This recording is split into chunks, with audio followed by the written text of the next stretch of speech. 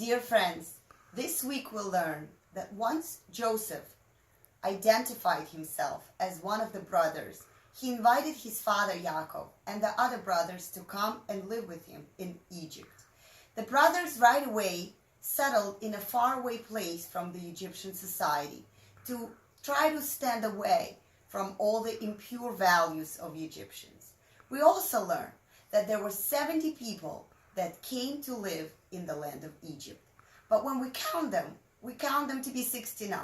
There were few opinions about what the number 70 constitutes. And we know, some sages tell us, that the grandmother of Moses was already pregnant with the mother of Moses, who will later on give birth to the Redeemer of Jewish people. Isn't it interesting that the solution comes before the problem? That medicine is often developed before we even get sick. This is a very comforting idea. We also know that Yaakov, the forefather, dies after 17 years of living in Egypt. And he blesses his children, each one according to their potential, according to their traits.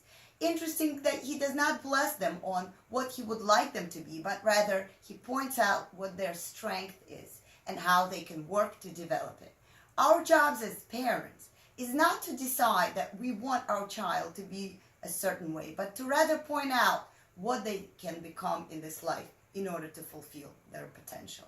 This week, we mark the fast of Tevet. It happens on Tuesday, the 18th of December. This fast represents the siege of Jerusalem, the beginning of the end, when the Babylonians started capturing our capital.